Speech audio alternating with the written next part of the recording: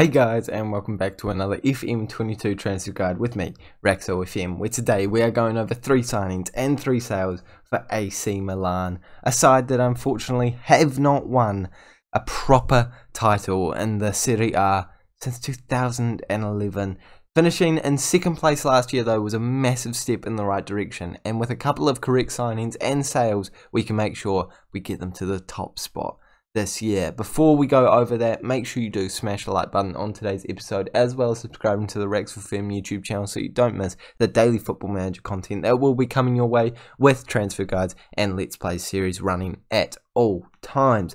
So let's jump into taking a look at the expectations of what this AC Milan side want you to be doing. They want you to sign players under the age of 22 for the future and to feature in the first team. They want you to work within the wage budget. They want you to be competitive in the Champions Cup, so that just makes me think they don't really care. Then they want you to qualify for the Champions Cup and reach the final of the Italian Cup. So some pretty fair expectations there, nothing crazy.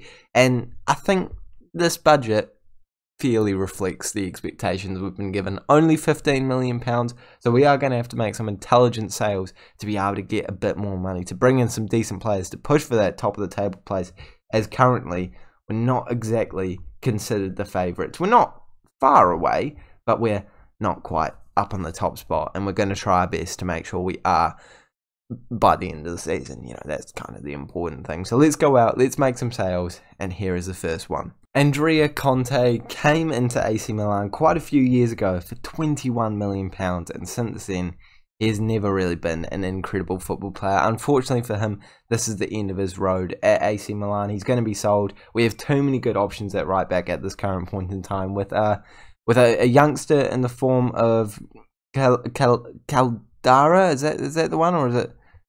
No, Calabria. There we go. It was much better in just about every single way, as opposed to Conte, a bit younger and got a bit more ability, and even got Florenzi, a bit more of an experienced man, coming in on loan this year with a very, very cheap fee to sign him if you do end up wanting to. I believe there's only £13 million, sorry, £3.8 million to sign him at the end of it. So very, very likely that you will be activating that just to potentially get a profit on him later. So we don't need Conte anymore. Not got insane stats, 27 years of age, not going to improve a whole lot. I don't think he's going to ever be a Champions League quality player. In this save, he has gone all the way over to Argentina, and we sold him for a fairly respectable £1 million. I mean, it's a terrible fee to be getting for a man that we paid £21 million for. But getting those wages off the books, getting him out of the club, and to get a wee bit of money in is what we need to be doing, especially when we're not going to be using him at all this season. The second player that we're selling is Samu Castillejo. I believe I am pronouncing that incorrectly, but he's a Spanish man who again came in for a ridiculous fee, £22 million. He definitely had some potential back then, but right now it does not look like he's ever going to reach it, with a 3-star potential ability. Not great stats overall. I mean, definitely some decent ones here and there, but nothing incredibly special. If you compare him with the other players that we have in those winning positions, like Rebic or there's that the Belgium dude, this one, we can see that he's got a wee bit more about him, unfortunately. And at 22 years of age, of course, we're going to be wanting to start him, get him some experience out there, and see how he can improve. So Castillo, I believe, just isn't quite at the quality that we need him to be at right now. Sorry, I completely didn't realise I clicked off him for a second there. So we are going to have to be getting rid of him. 2.6 to £5 million is not a bad region at all. And we managed to sell him to West Ham for £4 million, so a respectable fee once again, but we're only bringing in £5 million at the moment, so it's a little bit disappointing in terms of the transfer fees. So next time I think we're going to have to try and get a wee bit more money, but once again, just a player that's not going to cut the mustard, going to be needing to get off the books straight away if we want to be serious about winning some titles. And unfortunately, Castillejo, I think I said it right that time, is one of the men that is going to have to leave. The next player that we're selling, and the final player that we're selling, is Rade Krunic, who came into the club not too long ago for £7 million. Again, a little bit of an overspender, never really solidified himself, and isn't the best central midfielder of all time. Really well-rounded stats, but nothing too impressive going on there. At 27 years of age, not a lot of room to improve as well. and currently just a fringe player. If we compare him to a starter like Frank Kessie, who was quite a bit better than him, we can see that there is a lot of difference between him and a first team quality player. If we go to this screen, it becomes even more apparent. Yes, he has a couple of key stats that he's not bad at, but realistically, he's not going to be making too many appearances, and he's got to be sold. There's no point keeping these players around. None of these players are terrible players, but for the quality of a side that we're trying to build, it's time to completely cut out the dead wood. In this save, we have sold him to Burnley, so another player going to the Premier League, and we've actually broken even on him, getting exactly £7 million for him. So it is a decent amount of money in comparison to the other signings, sales that we have just made. So we're more than happy to be getting rid of him for that kind of money. He's going to give us a bit more of funds to make some decent purchases, some bargains out there, and they're going to have to be bargains, as all we have to spend is £27 million.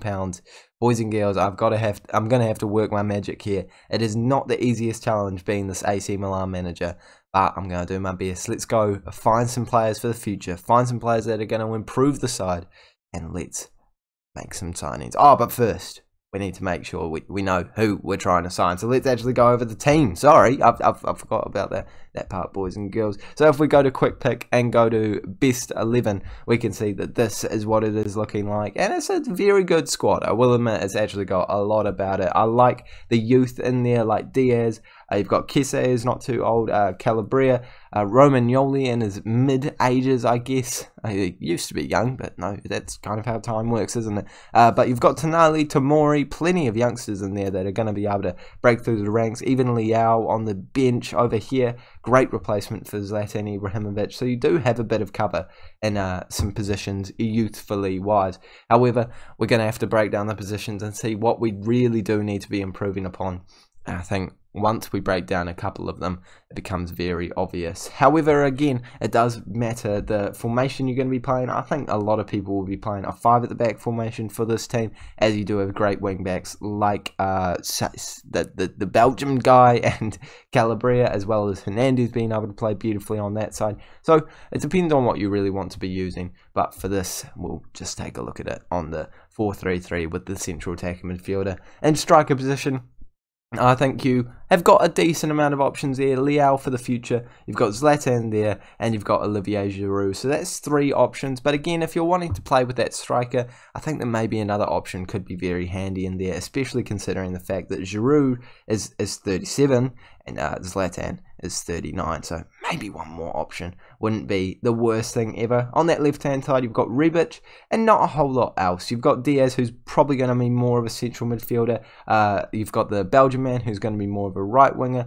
Leao, definitely more of a backup striker, but it could be playing him out there if you really want to. So maybe that wing position could be highlighted as well. I think it's the exact same situation on the right-hand side. You don't have a lot of backup. You've just got the Belgian man and then players that are realistically going to be playing in other positions. At central attacking midfield, once again, the same issue. And I think a bigger issue because Diaz isn't even completely at this club. We probably will be signing him at the end for £18.75 million.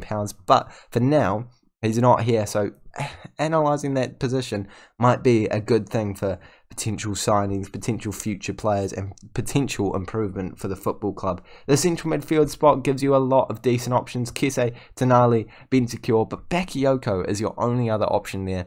And even he is not the best option in there. So I think a central midfielder would definitely be a great player to bring into the squad. Doesn't have to be the best player of all time, because you do have some good youngsters in Tonali and even Benacer, I don't know how to say that name, who are both becoming really good footballers, but an option there would be very tidy indeed. At right back, you're absolutely sorted with all your options. Left back, once again, I'd say you're absolutely sorted with Hernandez and a backup of Barlow Torre. At centre back, maybe you could see yourself getting one more, but even if you are going to the 5 at the back formation, you've got decent options in the form of Kjaer, Tomori, Romagnoli, who will be your starters. Then you've got Gabia and Kululu, who are going to be starting as your substitute options if you do need them. And goalkeeper, of course, absolutely sorted. You've got Maignan and plenty of backups. So Going over those once again, let's take a look. We could use a younger striker, maybe someone coming through the ranks who could be a great rotation option. Any one of these 3 attacking positions also might need a position. A central midfielder would be handy, and a centre-back wouldn't be the worst thing of all time. So let's go into the market, let's take a look at what's going on, and let's go make some signings. The first player that we've bought in, and the man on the thumbnail, is Adnan Januzaj, who comes into the club for just the pennies fee of £8 million. It could rise to about £14 million, but even that is a bargain. One of the best things about this man is he comes up on the transfer list early in the game so often. It's just because I made this deal early on in the transfer window that we did need to pay a decent price for him. But despite the fact that he is 26 years of age and got 3-star current ability, this man is an insane pickup in Football Manager this year. His stats tell you the whole story, that 3-star current ability just doesn't quite tell you. He's able to play on the right wing, on the left wing, and in that central attacking midfield spot if you train him a wee bit for it, because he's got the stats to perfectly play that role. He's got 17 dribbling, 15 first touch, 15 passing, 17 technique, 16 agility, 16 vision, 17 flair. Beautiful stats across the board. I think he's an asset to any club, but certainly going to be a great one for this side of AC Milan. If you compare him with players that could be playing out on that right hand side, like your man, the Belgian guy, what's his name? The really long one. We can see that he's, you know, in and around that area. Maybe not a whole lot better than him, but certainly going to be pushing for that starting spot if you are going to be making this signing. As the other guy on the right hand side, he's a bit better in defence, but I'd say Adnan Januzaj's got a bit more going forward. So it's whether or not you want to start him or not. I think for me, he'd be a starting option for us. I think I've already spoiled who the second signing was, so we're going to very quickly jump to that now. It is Anthony Martial, a Manchester United legend, do I dare say? No, he's not a Manchester United legend, is he? Maybe more of a Monaco legend, because he brought them in so much money at that point in time. But he's ended up being an okay player for Manchester United. Not completely in favour right now, though, and not the best season last year. So we're more than happy to take them off their hands for a loan and a potential future fee of quite a hefty amount. But I'm sure if you decide not to sign him, he'll probably be back on the transfer list and you'll be able to get him for a cheaper fee next year. That would be the plan that I would be going with anyway. But he covers the striker option, the left wing option as well. I love what he brings to the table. He's got plenty of pace. He's got plenty of dribbling, finishing and first touch to be able to be a really good starting striker with your 2-striker formation if you're going to be using the 5 at the back. If not, beautiful rotation option, able to play on the left wing. Going to be a great option next to Leao to give some competition, and might even be pushing for that top spot if Zlatan Ibrahimovic isn't firing for you, or a perfect option straight next to him if you need to. So I love what he brings to the table. If we do actually compare him with the man, the myth, the legend, Zlatan Ibrahimovic. Okay, Ibrahimovic doesn't go by Zlatan in this game. That's absolutely fine.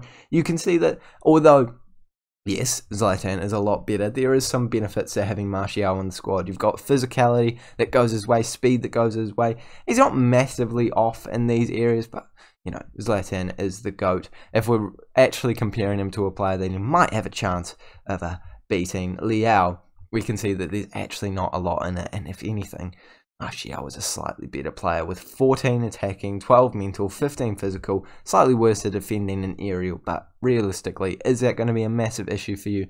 Not really. I love what he brings to the table, and for a free signing of, you know, being a transfer and only £175,000 a week, which is a wee bit pricey, but not too bad for a man of this quality, I think you absolutely cannot go wrong with having this player in your options. And the last player that we're bringing in is a player for the future, not under 22 unfortunately, so we don't meet that board expectation, but Dani Ceballos is a bargain in this year's Football Manager at £8.75 million, and he's already 3-star current ability, 4-star potential ability as well, and some really nice stats. I think that that's the key for all of these signings, although they might not be the best stars of all time right this minute. They've got the stats and a wee bit of room to improve to be really, really good players for this AC Milan squad. And only £75,000 a week with those stats in the central midfield spot, able to play in that central attacking midfield spot with a bit more training as well. Left wing, right wing, again with a bit more training.